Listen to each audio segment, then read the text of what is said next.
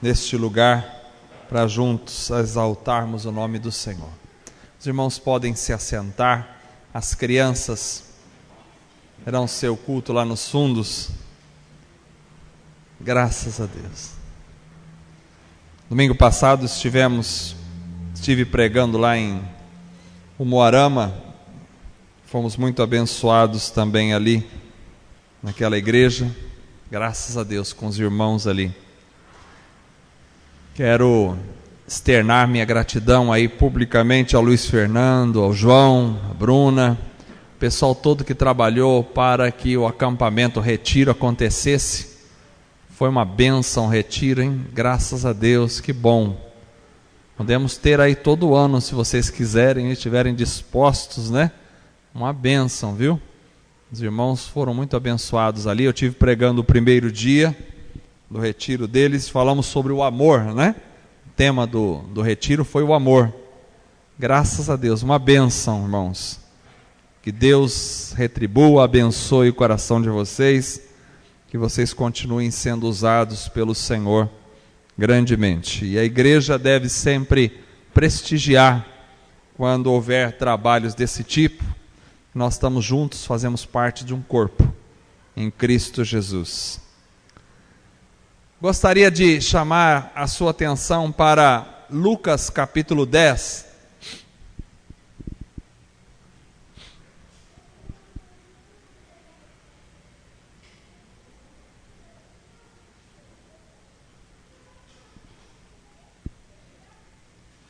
Lucas capítulo 10.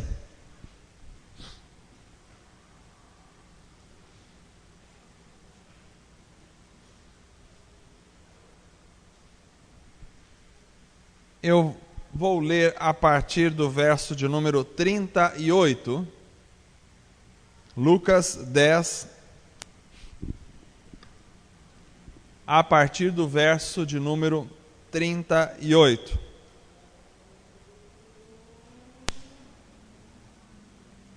Diz assim a palavra do Senhor: Caminhando Jesus e os seus discípulos chegaram a um povoado onde certa mulher chamada Marta o recebeu em sua casa. Maria, sua irmã, ficou sentada aos pés do Senhor, ouvindo a sua palavra. Marta, porém, estava ocupada com muito serviço, e aproximando-se dele, perguntou: Senhor, não te importas que minha irmã tenha me deixado sozinha com o serviço? Dize-lhe que me ajude. Respondeu o Senhor: Marta, Marta, você está preocupada e inquieta com muitas coisas. Todavia apenas uma é necessária. Maria escolheu a boa parte, e esta não lhe será tirada. Graças a Deus. Amém. Maravilhoso texto da palavra do Senhor. Quero orar. Nós temos alguns irmãos que estão viajando. Eu gostaria de orar pela vida desses irmãos que estão ausentes por motivo de viagem. Gostaria de orar pela saúde da irmã Cecília. Ela ligou para nós agora à tarde, dizendo que não poderia estar aqui porque está enferma. E ela estava um pouco doente e piorou. Tomou uma vacina e deu uma reação, e agora ela está pior. Então eu gostaria de colocar a vida da irmã Cecília nas mãos do Senhor. Vamos orar pela vida dela, a vida do Emerson, que não puderam estar aqui também conosco. Graças te damos, ó Deus, por tudo que o Senhor tem nos dado. Graças pelo amor, pela paz, pela misericórdia do Senhor sobre a nossa vida. Graças, Senhor, porque Tu estás conosco cada instante, cada minuto, cada dia, cada segundo, Tu estás conosco. Graças pelo Teu amor poderoso, maravilhoso, santo. Graças a Deus pela proteção de cada dia. Graças pelo poder do Teu Espírito Santo que está entre nós, em nós, sobre nós. Graças a Deus por cada minuto da nossa vida, pelo ar que respiramos, pela paz que temos, pela alegria que invade o nosso ser. Ó Deus, pedimos a Tua bênção sobre os irmãos que estão em viagem e não puderam estar conosco esta noite. Guarda-os, ó Pai, seja onde estiverem, protege-os, guarda-os, toca no coração deles, fica com eles, ó Pai, conduze-os na ida, na volta, que logo em breve possam estar conosco aqui neste local, também cultuando ao Teu nome, celebrando o Teu nome aqui, ó Pai. Graças, Senhor, por tudo. Pedimos a Tua bênção sobre a vida da Cecília, ó Pai, que está enferma e sofre uma reação, ó Pai, daquela vacina. Pedimos a Tua bênção sobre a vida da Tua filha. Nós não sabemos o que ela tem exatamente, mas Tu és o médico dos médicos, e o Senhor pode curar, pode transformar, pode modificar, pode mudar o quadro, seja qual for ele. Por isso pedimos a Tua bênção sobre a vida da irmã Cecília, do irmão Emerson, esteja com eles, que a cura do Senhor a alcance, que a graça do Senhor esteja sobre ela. Abençoe também a irmã Divina, ó Pai, que tenha, Senhor, a saúde restabelecida, que possa voltar a estar conosco aqui, ó Pai, reunidos. Ó Senhor, abençoe os demais irmãos que não puderam estar conosco esta noite também. O Senhor conhece o motivo de cada um. Pedimos a Tua bênção sobre aqueles que vieram, que estão conosco reunidos, que possamos, ó Deus, comungar, viver em alegria, em amor. Que a unção do Teu Espírito Santo seja sobre a Tua igreja, sobre o Teu povo, sobre cada um de nós. Fortalece a nossa vida, ó Pai. Nós pedimos, Te agradecemos por tudo, ó Pai. Em nome do Senhor Jesus. Amém e amém. Graças a Deus. Amém. Amados irmãos, eu quero falar hoje sobre escolhendo a melhor parte. E quero começar convidando os irmãos a pensar comigo sobre escolhas que fazemos em nossa caminhada de vida. Eu sou realmente consciente de que nós somos submetidos a escolhas diariamente. Todos os dias nós temos escolhas, e nós fazemos essas escolhas, quer a gente queira, quer a gente não queira. Nós vivemos num mundo sujeito às escolhas, e cada dia são escolhas e mais escolhas que nós temos que fazer. É verdade que nem sempre nós temos opções de escolhas em tudo na vida. Tem coisas que nós não escolhemos. Quando nascemos, em que país nascemos, a cor do nosso cabelo, o nosso porte físico, a família em que nascemos. São coisas que nós não temos como escolher. Tem várias coisas que não temos opção, mas, a meu ver, no essencial, no prioritário, no mais importante, nos aspectos fundamentais da vida, com certeza Deus nos dá o privilégio de escolher. E Deus nos fez responsáveis. Todo ser humano, por mais que a gente diga, fulano de tal é irresponsável, todo ser humano é responsabilizado, e por isso eu digo, é responsável neste aspecto, responsável por seus atos. Então, cada escolha que a gente faz, cada escolha traz consigo as consequências desta mesma escolha.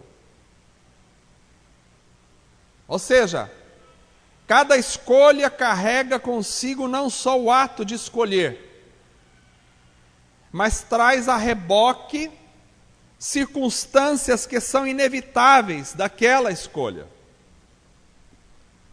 E nesse aspecto, o próprio ato de não escolher já é uma escolha que traz consigo suas consequências próprias. Por isso, a mensagem dessa noite é para que nós possamos estar alertas, decididos a escolher o que realmente vale a pena e tomarmos caminhos na nossa vida que façam toda a diferença sobre quem somos e sobre no que estamos nos tornando. Porque são as nossas escolhas que determinam quem somos. E são as nossas escolhas que determinam naquilo que estamos nos tornando. Então é o que você escolhe, ou deixa de escolher, que já é uma escolha, que determina quem você é e quem você está se tornando. Então, olhando esta noite para esse texto tão conhecido da Bíblia, eu entendo ser um texto significativo da palavra do Senhor, como todos os outros também são. E quero pensar com os irmãos esta noite sobre escolhas que Cristo aprova e escolhas que Cristo desaprova e que fazem toda a diferença na nossa vida. O texto que lemos trata de quando Jesus foi à casa de Marta e Maria, duas irmãs. E diz o relato que Jesus entra na casa delas. Marta o recebeu em casa e Maria ficou sentada aos pés de Jesus, ouvindo a sua palavra. Mas a casa de Marta e Maria não era diferente das nossas casas. Se vocês têm atividades nas suas casas, principalmente os que têm crianças, sabem o que é trabalho dentro de casa. Os que têm muitas visitas sabem o que é trabalho dentro de casa. A casa de Marta e Maria não era diferente. Tinha que passar pano. Tinha que organizar os utensílios. Tinha que lavar a louça. Tinha que estender o pano na mesa. Tinha que varrer o chão. Tinha que cuidar do cachorro. Tinha que dar o leite para o gato. A casa de Marta e Maria era complicada, como todas as casas o são, cheia de tarefas, de afazeres, de dificuldades, de serviços.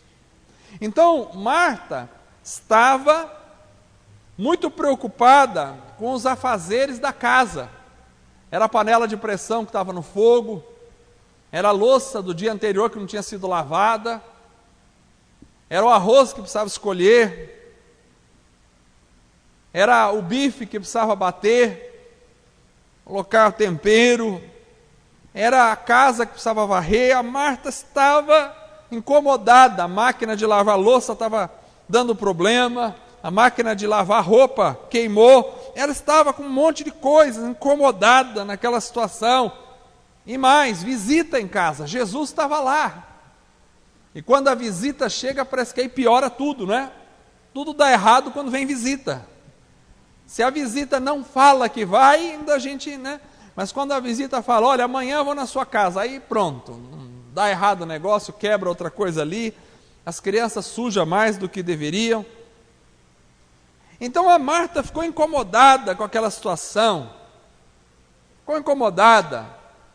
Por quê? Porque além de um monte de coisa para fazer, a Maria estava sentada aos pés de Jesus, ouvindo Jesus falar, como se não tivesse nada para fazer. Ela esqueceu o arroz, ela esqueceu a água no fogo, ela esqueceu a roupa para estender no varal, ela esqueceu a casa para varrer. Ela sentou aos pés, aliás, Jesus estava ali.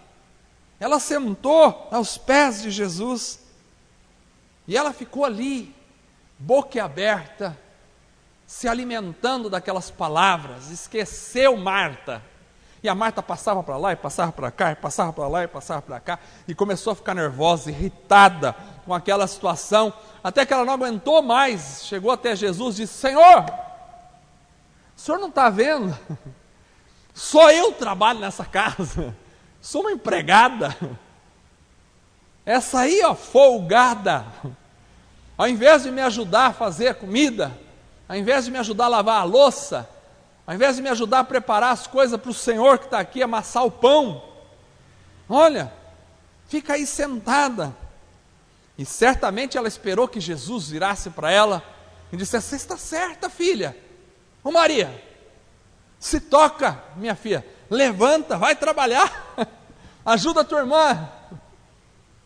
Mas para a surpresa de Marta, Jesus não disse isso. E Jesus disse algo que com certeza deve ter entrado no coração dela como uma faca cortante. Jesus disse, Marta, Marta, você está aí tão atarefada, tão preocupada, tão inquieta com tantas coisas. Mas ele era o hóspede.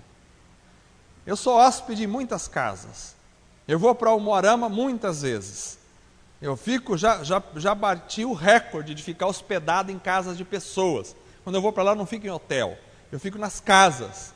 Eu gosto de ficar na casa dos irmãos. Mas eu fico de olho, quando está chegando a hora do almoço, como é que vai o negócio. E vai me dando fome, eu fico esperando. Tomara que a coisa saia. Logo, se demora, se eu percebo que é alguma coisa que eu já gosto, eu vou ficando mais animado. Mas Jesus é diferente de mim, ele não estava preocupado com isso. Ele não estava preocupado com os afazeres. Ele diz, Marta, Marta, você está tão preocupada, inquieta com muitas coisas. Todavia, apenas uma é necessária. Uma só é necessária. O resto não era necessário. Porque a necessidade da coisa está intimamente relacionada ao que ela é comparada. Então, embora a limpeza da casa fosse necessária, mas quando comparada a estar aos pés de Cristo, ouvindo Cristo, aquilo não era mais necessário. Apenas uma coisa é necessária, e Maria escolheu a boa parte, e esta não lhe será tirada. Marta estava tão orgulhosa do tanto trabalho que ela estava fazendo, mas ela estava escolhendo a pior parte. Maria estava sendo tão criticada por Marta, mas ela tinha escolhido a melhor parte. Então essa fala de Jesus é lindíssima.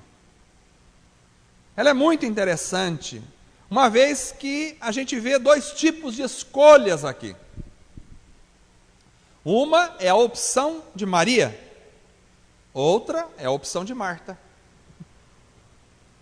Uma é a opção pelo que não pode ser tirado, outra é a opção pelo que se perde, por aquilo que não pode ser retido. Uma é a escolha certa na vida, a outra é a escolha errada. A escolha de uma tem consequências positivas, mas a escolha da outra tem consequências negativas. Então, a mensagem desta noite é simples e é esta: qual é a escolha que temos feito? qual é a escolha que temos feito? Antes de vir para cá, como a Carla sabia que a Carla ia dar aula, era a irmã Cecília que estava programada para dar aula para as crianças, mas aí ela ligou hoje à tarde, dizendo que tinha piorado e não poderia estar.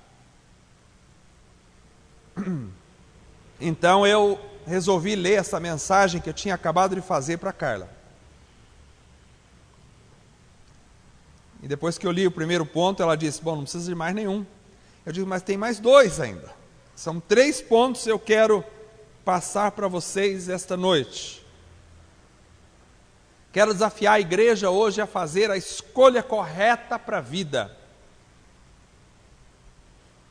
E é essa escolha correta que é aquela que não será tirada nunca. É aquela que traz benefícios eternos na minha e na sua vida, para a glória de Deus.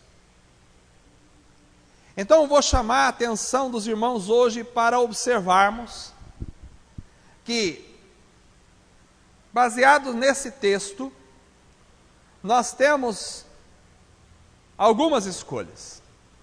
Primeira, nós temos a escolha entre receber Jesus em casa ou receber Jesus na vida. São 2 coisas diferentes. É interessante porque o verso 38 diz que Marta recebeu Jesus em casa. Mas me parece que Maria recebeu Jesus na alma e na vida. São 2 coisas diferentes. Uma coisa é receber Jesus em casa, outra coisa é recebê-lo na própria vida. Receber Jesus em casa fala de exterioridades, fala de ter a presença dele no meio em que se vive, de falar em Jesus, fala de organizar as coisas para que Jesus possa ser visto, fala de apresentar Jesus no meio onde está, fala de modificação do ambiente, da ambiência. Vamos mudar esse ambiente aqui, está muito carregado, está muito pesado. Tem muito palavrão, vamos falar menos, ou não vamos falar palavrões. Tem música chata, vamos mudar a música. Fala do ambiente. Isso é receber Jesus em casa. Mas isto não é o que não pode ser tirado. Porque Jesus logo sairia dali fisicamente. E além disso, as coisas modificadas que Marta estava preocupada em modificar seriam sempre externas ao que trabalhava nelas, que era a própria Marta. Então o nosso desafio hoje, irmãos, não é receber Jesus do ponto de vista exterior, onde todos possam notar, possam ver. O nosso desafio não é modificar o ambiente. Modificar o ambiente qualquer religião pode fazer. O nosso desafio é outra escolha. Se Marta o recebe em casa, me parece que Maria o recebe na alma. E aí já não é uma questão de exterioridades. Já não é uma questão de olhar, de ver simplesmente. Não é uma questão de modificar o ambiente, a ambiência somente. É uma questão de modificar a vida. É uma questão de modificar a realidade interna, o coração, a alma, o ser. Não é trabalhar o externo simplesmente, é trabalhar o interno. Durante muito tempo nós entendíamos na igreja que converter-se, e quando falava disso, principalmente a gente pensava nas mulheres. Converter uma mulher era quando ela usava determinado tipo de roupa e de repente ela deixava de usar aquelas roupas para usar outro tipo de roupa. Era ela ter um cabelo de um certo comprimento e de repente converteu, aí ela vai deixar o cabelo mais comprido do que ela tinha deixado até então em toda a sua vida. E quando a gente via uma mulher com o cabelo lá embaixo, arrastando no chão. Quanto mais comprido era o cabelo, mais crente ela era. Despontado, usando saia no frio de rachar, sem brinco, sem batom, sem colar, exterior, a gente diria, recebeu Jesus. Ela se converteu. E eu não vou dizer que não possa ter acontecido de alguém se converter e se comportar assim, mas a recíproca nem sempre é verdadeira. Porque receber Jesus não tem nada a ver com elementos externos, embora alguém que foi transformado internamente vai refletir isso de alguma forma no seu comportamento externo. Mas a coisa não começa de fora para dentro, começa de dentro para fora. É óbvio que uma mulher que aceitou Jesus, que foi transformada interiormente, vai se portar com decência, é óbvio. Mas nem toda mulher que é decente tem Jesus no coração e na alma, também é óbvio. E isso para os homens também. Então, receber Jesus na vida é uma questão de realidade interna. Quando eu recebo Jesus em casa apenas, o externo se modifica.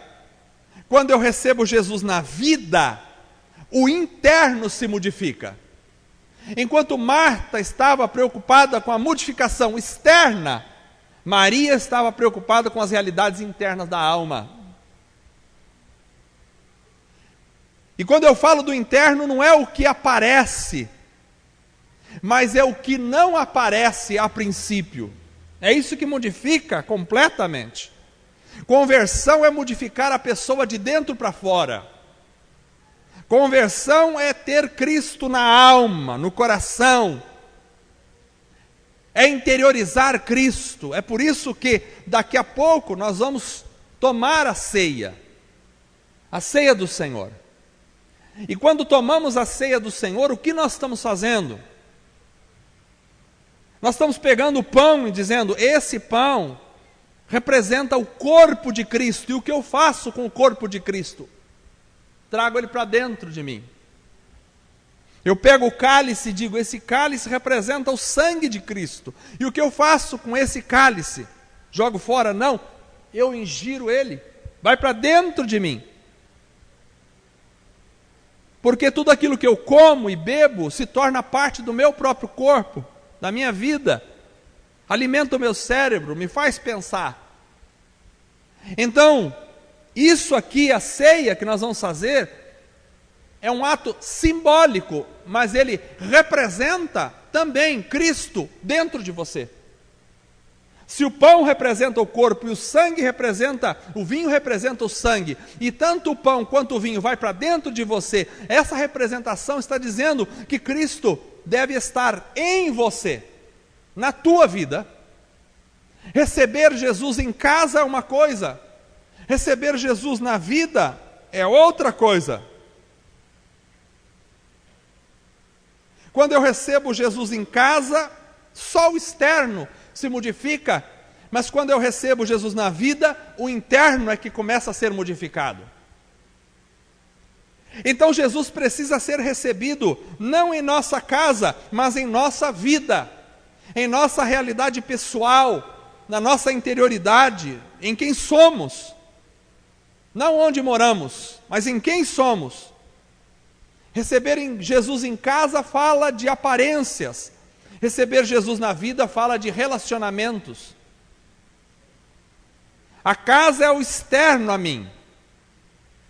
Eu saio e a casa fica lá, arrumadinha. A vida não, a vida é o que vai comigo. Eu saio, levo eu mesmo, a vida. Eu não estou aqui e lá na minha casa ao mesmo tempo. Eu saí da minha casa, minha casa continua lá. Receber Jesus em casa é uma coisa, está arrumadinho lá. Receber Jesus na vida é Ele sair comigo, onde eu vou. É diferente.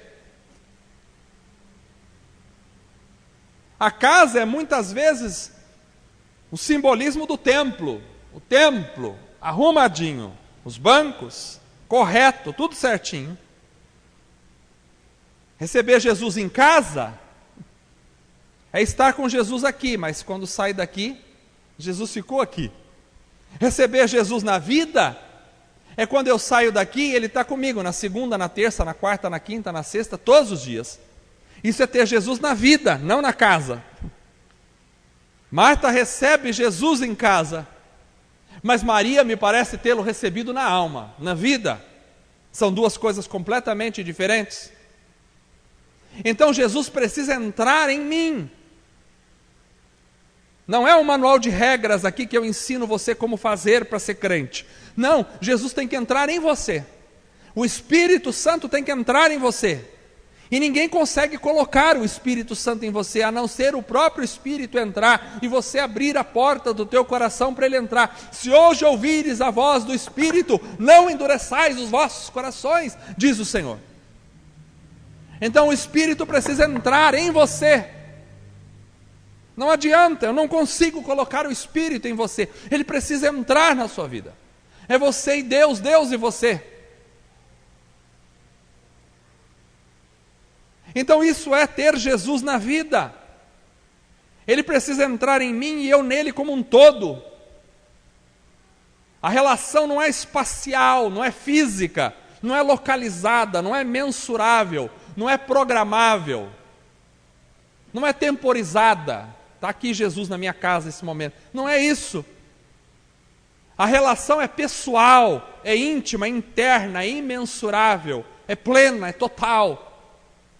Quando Jesus entra em mim, por isso se vós estiveres em mim, Jesus disse, e as minhas palavras estiverem em vós, tá? Vejam que há uma relação de simbiose, um está no outro, nós estamos em Cristo. Paulo falava muito claro isso, quando usava as preposições, no grego, entokristos, nós estamos nele, em Cristo, cravados nele, e ele está em nós. É por isso que Paulo faz uma referência à igreja como corpo de Cristo, e Cristo a cabeça deste corpo. Não há separação entre um corpo e uma cabeça, porque se tirarmos a cabeça do corpo, o corpo morre. Não há como, e a cabeça, não há como viver um separado do outro. Então Paulo diz, nós somos o corpo de Cristo, e Cristo é a cabeça da igreja. Estamos intimamente ligados, nós estamos nele e ele está em nós, assim como sua cabeça está em você e você está nela. Estamos intimamente ligados em Cristo, não tem como separar. Isso é absolutamente importante, porque Cristo precisa estar em você, e vocês precisam estar em Cristo. Isso é receber Cristo na vida. Caso contrário, Cristo só é recebido na casa. E quando Cristo é recebido na casa, o próprio Cristo muitas vezes disse, eu entrei aqui nessa casa, nem água você me deu para lavar os pés. Quando Cristo é recebido na casa, não significa necessariamente que ele é recebido na vida. Cristo não é para estar na nossa casa, Cristo é para estar na nossa vida, no nosso ser. Esta é a primeira escolha que eu quero propor aos irmãos. Escolher estar em Cristo e ter Cristo em vocês. Escolher receber Cristo na vida. Alguém pode dizer, não, mas eu sou já crente há 40 anos. Não é esta a questão. A questão não é se você está 40 anos sentado no banco da igreja. A questão é se Cristo está morando em você ou se Ele não está. E se Ele está em você, amém. Se Ele não está em você, você precisa tomar uma posição. Segundo lugar, observamos que nós temos também a escolha de priorizar o desnecessário ou priorizar o essencial. Nós temos essa escolha. Você pode priorizar coisas que são desnecessárias na sua vida, ou você pode priorizar coisas que são essenciais na sua vida. É uma questão de priorização. Marta, neste aspecto, priorizou os afazeres, priorizou os serviços domésticos, priorizou os trabalhos, as correrias do lar, Marta priorizou isso. Maria não.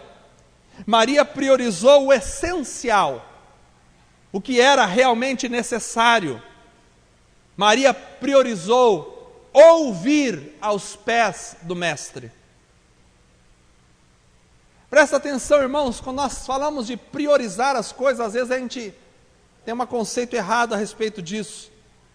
Porque priorizar aqui não é em relação à ordem sequencial, cronológica das coisas. Não é desse tipo de priorização que eu estou falando.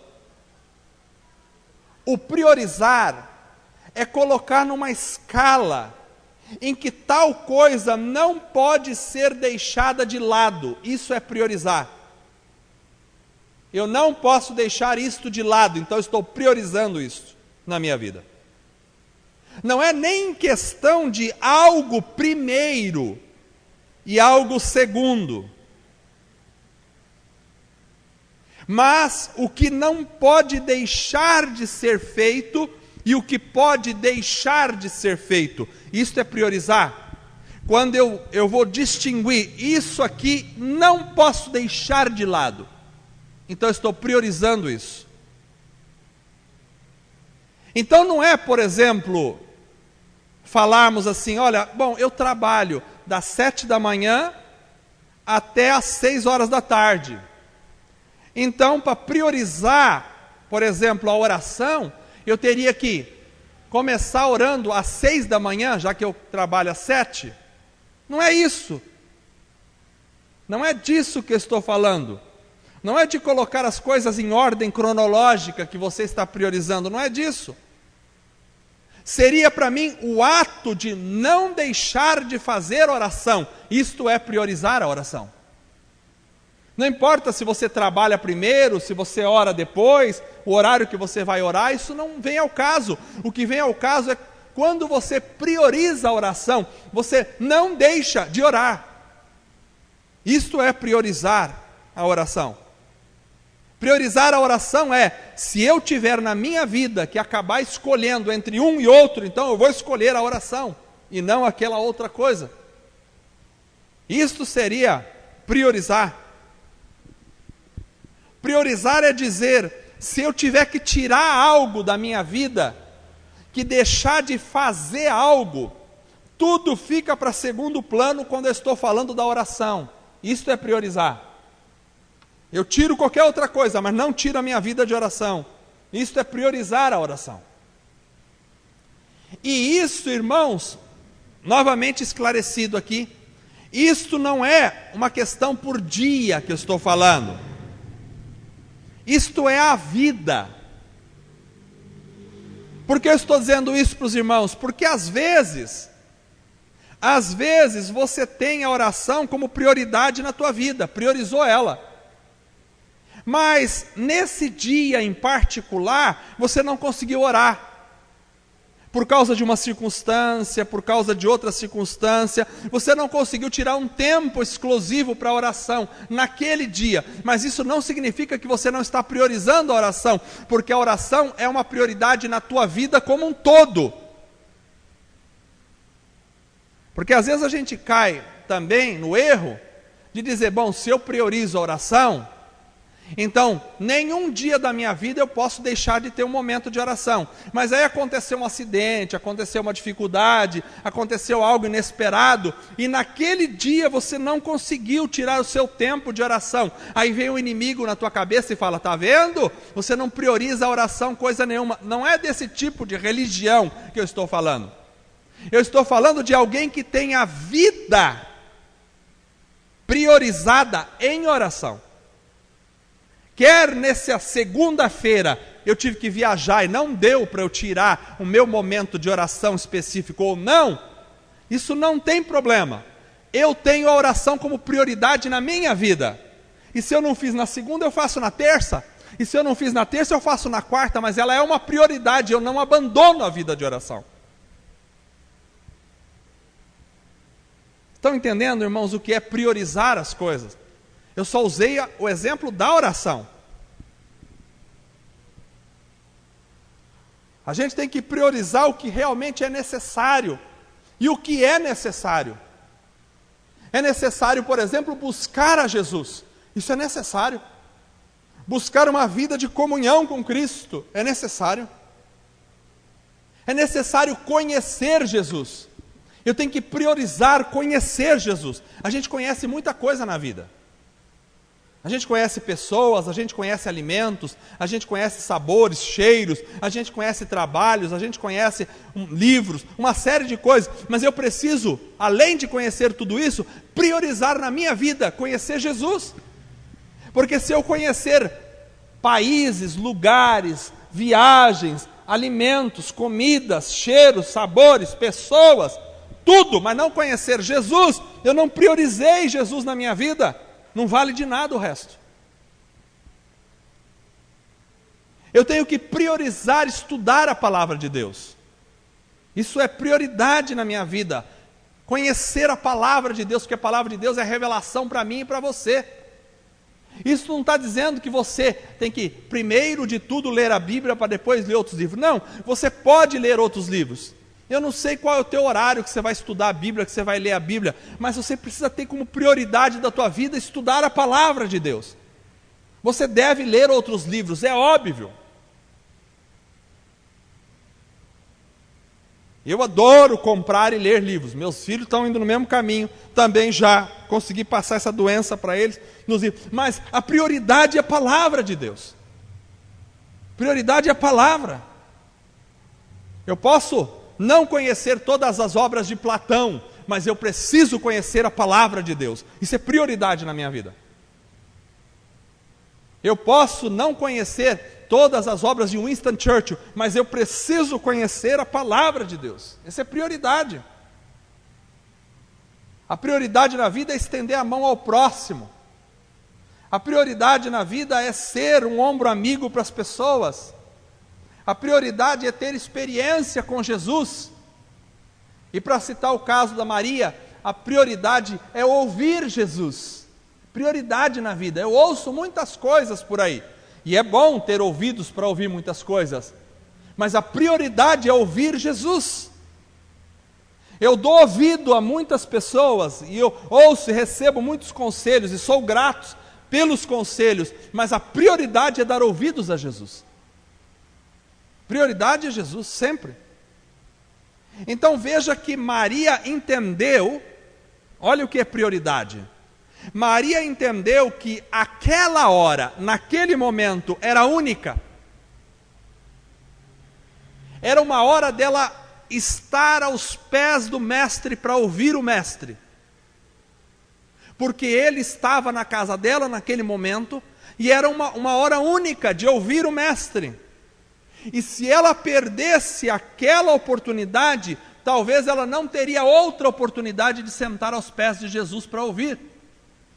Então ela entendeu, Cristo é a minha prioridade, embora o almoço precisa ser feito, embora limpar a casa é também uma tarefa importante, embora lavar a roupa é importante, mas se eu tiver que escolher isso em uma única oportunidade onde que Cristo está aqui, eu vou sentar para ouvir aos pés de Cristo. Ela largou todo o resto, ela entendeu, priorizou,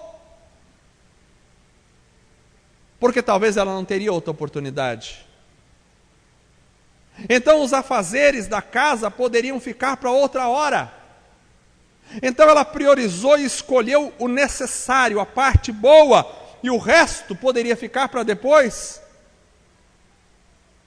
Priorizar é não perder a oportunidade de fazer algo quando tem que ser feito. Isso é priorizar.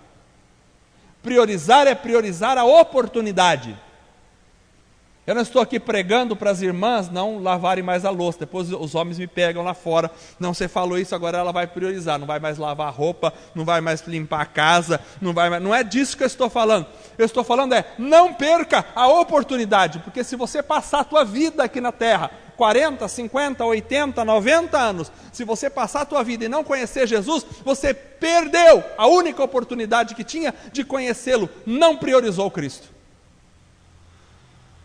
Se você passar a tua vida aqui e não ler, não estudar a palavra de Deus, não conhecer a palavra de Deus, não pense que quando você morrer, vai ficar um anjo lá no céu lendo, olha, vou ler para você aquilo que você não aprendeu lá na terra. Não, se você não leu aqui, se você não aprendeu, se você não estudou, você não priorizou a palavra.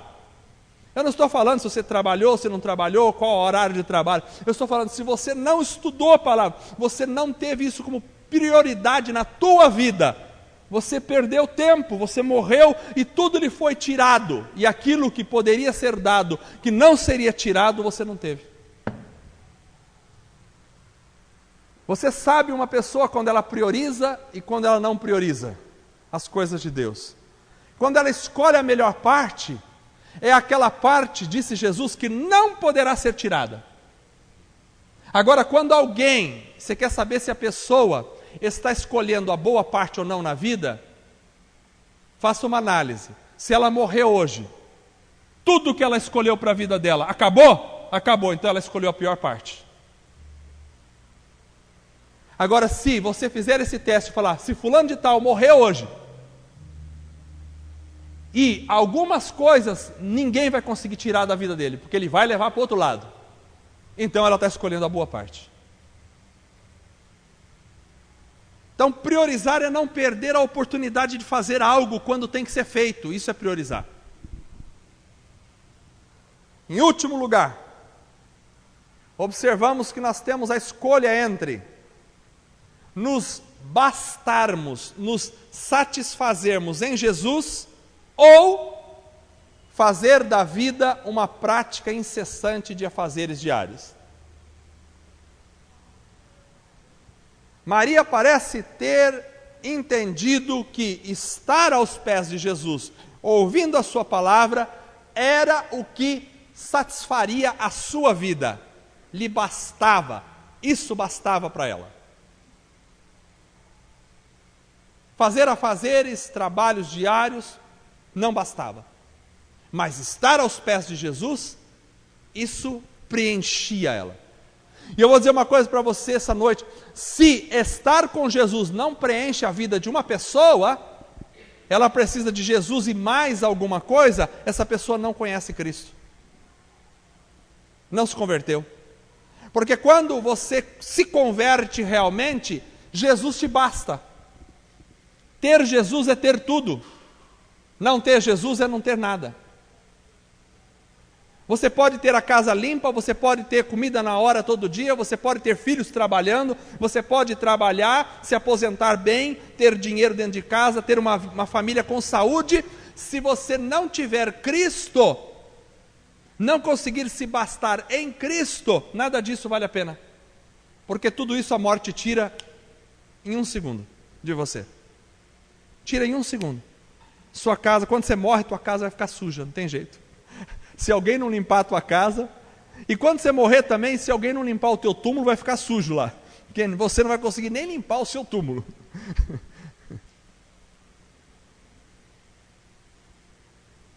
E o teu marido, se ele for novo, ele já casa com outra, viu? E a tua mulher também, fica tranquilo que já casa com outra aí. Fala que não casa para agradar aqui, mas quando morre, depois casa, né? Não vai ficar sozinho, acaba casando. Só se tiver uma certa idade, já não casa mais, né? Mas se não tiver... E até quem tem uma certa idade acaba depois, às vezes, né? Então. Enquanto Maria parece ter entendido que estar aos pés de Cristo, ouvindo a palavra, bastava para ela, isso me basta, não preciso mais nada.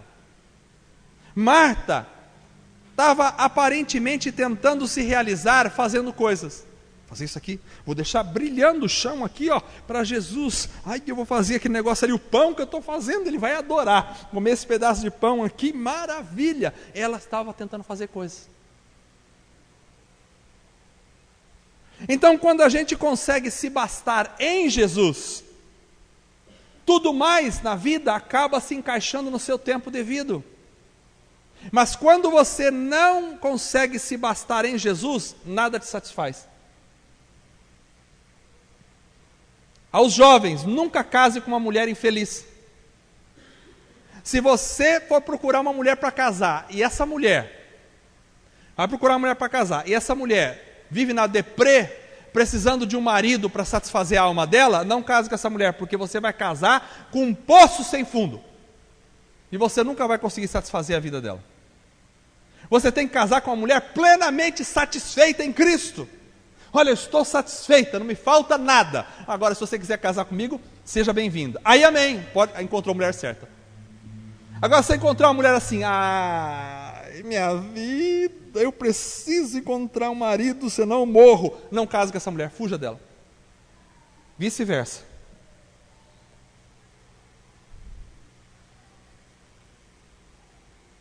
Enquanto a gente consegue se bastar em Jesus, tudo mais se encaixa. Mas quando a gente é engolido pelo sistema, quando a gente faz da nossa vida uma agenda rotineira de 1001 atividades e outras buscas quaisquer que não vá convergir para Jesus, então nós estamos perdendo o nosso tempo.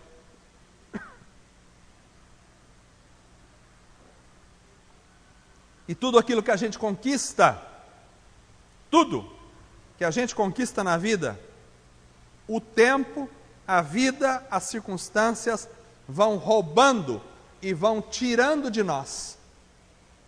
Por isso Jesus disse para Marta: Maria escolheu a boa parte, a qual não lhe será tirada. Nada pode tirar dela.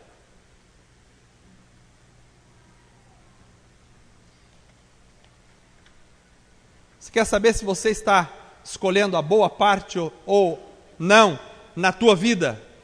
É só você fazer uma autoanálise.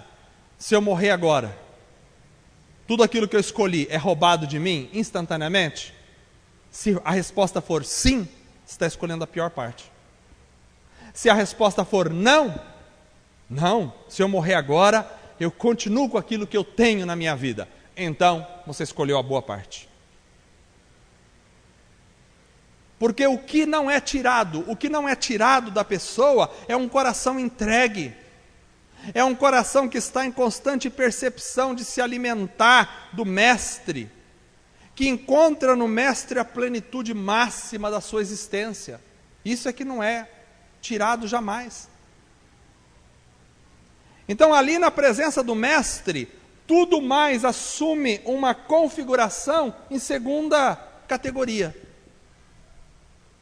Se eu estou com Jesus, todas as outras coisas entram para segundo plano.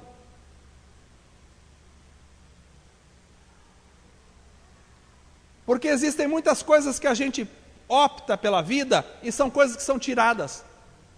Por exemplo, limpeza. Tem gente que vive para limpar. A limpeza que você faz hoje, a poeira já tira ela daqui a pouquinho. A sujeira chega e já tira. Gente que vive para limpar. Você limpa a sujeira no outro dia, não parece uma coisa assim? Maligna. Mas não é maligno, foi Deus que fez assim, para você ver a futilidade da vida. Você limpa, acaba de limpar, nessa época de calor, dá um ventinho ali fora, suja de novo. Aí você vai, limpa.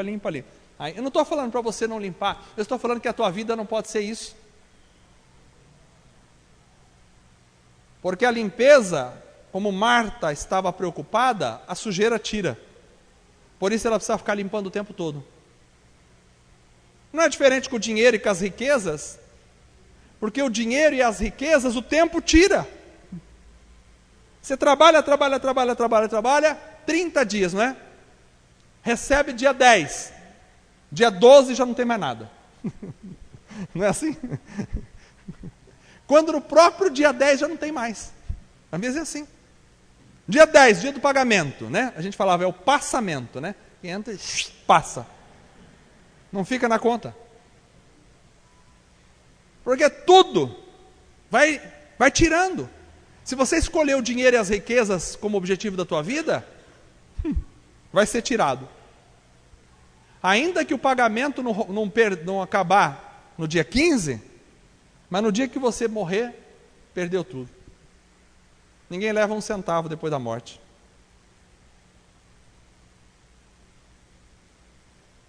Interessante. Nem a glória de um homem não leva nada. Nada. Achei interessante quando o Bolsonaro levou aquela facada e foram entrevistar ele. Uma palavra que ele disse é assim: Nós somos mortais. Achei interessante. Um homem que estava concorrendo à presidência da República, que nem sabia que seria eleito, mas que estava com toda aquela vontade, estava com todo aquele... De repente, uma facada. Se não é uma misericórdia de Deus, teria morrido. Uma facada. Pronto, nós somos mortais. A vida leva. Cuidados externos. A força do tempo tira, a gravidade tira. Tem jeito, né? A gente vai ficando velho, vai aparecendo um monte de pé de galinha para tudo que é lado, né? Vai ficando... Pinta então, começa a pintar para lá, para cá, o sol. Dias eu fui numa dermatologista, chego lá, mas eu não tinha essa pinta aqui, essa pinta ali. Fala, isso aí é consequência dos anos. Você vai tomando sol, vai tomando sol, vai tomando sol no rosto, um dia começa a aparecer, tem jeito. Fala, é assim, é. Misericórdia, pé de galinha onde não tinha, começa a ter. Vai ficando fraco, flácido, é assim. Cuidados externos, tempo tira, não é? Nós homens, vemos uma mulher linda passando, misericórdia, que coisa linda. Agora, entre nós homens, vocês já viram uma mulher de 90 anos e falam assim, nossa, chamou minha atenção, que coisa linda. Por quê? Porque o tempo vai mudando, não é isso? Pode chamar a atenção de um homem de 90 anos, ó, que legal. Mas geralmente quando casa assim, fala assim, né, casou para companhia, né? Não queria ficar sozinho, ela também não queria ficar sozinha. Não é por nenhuma atração, não tem mais nada que chama a atenção. Não é assim, a vida é assim. A vida é assim. E você que é novo, mais novo que eu, está dando risada, pode ficar, chega a tua vez também. Pode ficar tranquilo. E você que tem um pouco mais de idade aqui, irmão, irmã, não fica chateado não, porque todo mundo vai pelo teu caminho também. Você está chateado porque está falando que, né? Outro dia eu preguei lá em Moarama, a mulher, uma irmãzinha falou assim, você falou contra os velhos. Não falei não. Eu estou chegando, estou na fila também. Estão na frente, eu estou um pouco atrás, mas estou indo também. E agora, como passou o tempo, né, nós já estamos aí com quase 50, hein? Então vai passando. Eu me lembro quando meu pai falou assim, hoje eu tenho meio século, fez 50 anos. Dia 3 de novembro eu fiz 48. Eu digo, eu estou quase no meio século. Mas parece que ele falou faz tanto tempo isso. Ou tão pouco tempo. Misericórdia. Meio século, eu falei, está velho. Hoje, meio século é novo. Misericórdia, começando a viver agora. Então a gente precisa ser como Maria. Priorizar a palavra do Mestre. Essa é a verdade. Maria, interessante que Maria não priorizou os milagres. A igreja hoje prioriza milagres. Maria podia pensar assim, mas ele está aqui sentado, não está fazendo milagre nenhum. Eu vou cuidar do serviço então. Ela não priorizou os milagres. Ela priorizou a palavra. Ele está falando. Eu preciso ouvir. Eu preciso me alimentar dessa palavra. A igreja, irmãos, precisa priorizar o que é necessário. Às vezes a gente corre atrás de muita coisa que parece necessária, mas na verdade não é o necessário. O culto às vezes tem muitas coisas que parecem necessárias, mas não são necessárias. A igreja às vezes tem como meta um monte de coisas que parecem necessárias, mas não são necessárias. Ouvir o Senhor é a única coisa necessária. Marta, você está correndo para cima e para baixo, mulher, fazendo pão, lavando louça. Só uma coisa é necessária e você não entendeu. Maria entendeu e escolheu a boa parte. Sentou para ouvir Cristo. A minha pergunta para a igreja essa noite é, você ouve Jesus? Você ouve o Cristo? Às vezes a gente quer fazer tanta coisa para o Senhor, mas a gente nunca para ouvir o Senhor. Eu não chamo a igreja essa noite para fazer coisas para Jesus, embora isso possa ser uma consequência lógica, mas eu chamo a igreja primariamente para ouvir Jesus. Precisa ouvir Jesus. Ouvir a palavra, ouvir o Senhor. A nossa oração não deve ser a de falar somente, porque é muito ruim conversar com uma pessoa que só quer falar e não quer ouvir nada. Nossa oração deve ser falar, mas também ouvir o Senhor. Faça silêncio, ouça o Senhor na oração. Ouça o que Cristo está te falando. Porque quem tem ouvidos, ouça o que o Espírito diz às igrejas, diz a palavra do Senhor. O Espírito está falando, Jesus está falando, a palavra está falando. Você está ouvindo o que a palavra está falando? Deus não deixou de falar, Deus não se calou. A palavra está falando, Deus está falando, o Espírito está falando. A grande diferença é que tem gente que está ouvindo e tem gente que não está ouvindo. E o pior é que a maioria parece que não ouve.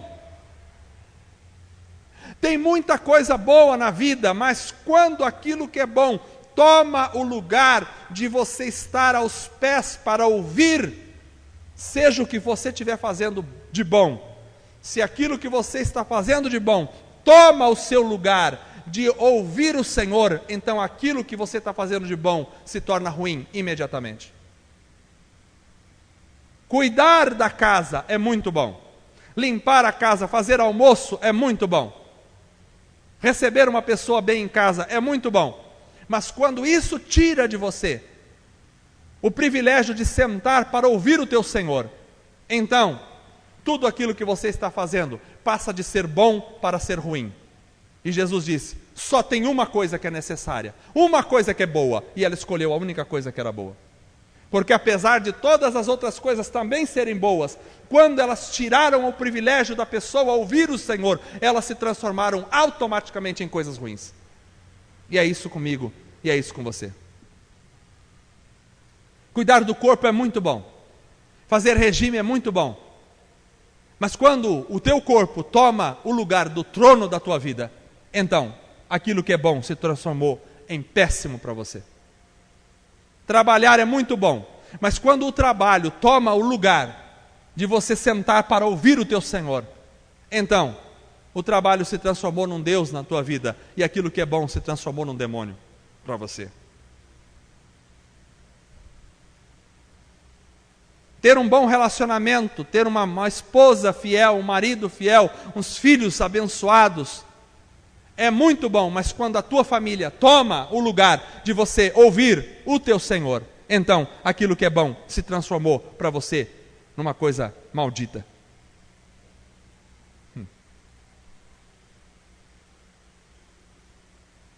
Vir à igreja, cultuar, tocar, cantar, pregar, é muito bom. Mas se tudo isso aqui tirar de nós a possibilidade de sentarmos para ouvir o Senhor falando ao nosso coração, então tudo isso aqui não valeu de nada para nós. Se transformou em algo muito ruim. Vocês estão entendendo essa palavra esta noite? Amém? Ouvir o Senhor. Ouvir o Senhor. Às vezes queremos fazer muito. Tem muita coisa boa, mas quando toma o lugar de estar aos pés do Senhor, se torna muito ruim para nós. Qualquer coisa, qualquer coisa, qualquer coisa. Qualquer que seja. Maria escolheu a boa parte, sentou-se aos pés, e o som que saía de Cristo entrava na sua alma. E Jesus disse, ela escolheu o que era bom. Mas e eu que estou correndo para lá e para cá, estou fazendo aqui, o pão está quase assado, e eu? Você escolheu o que daqui a pouco o tempo vai te tirar.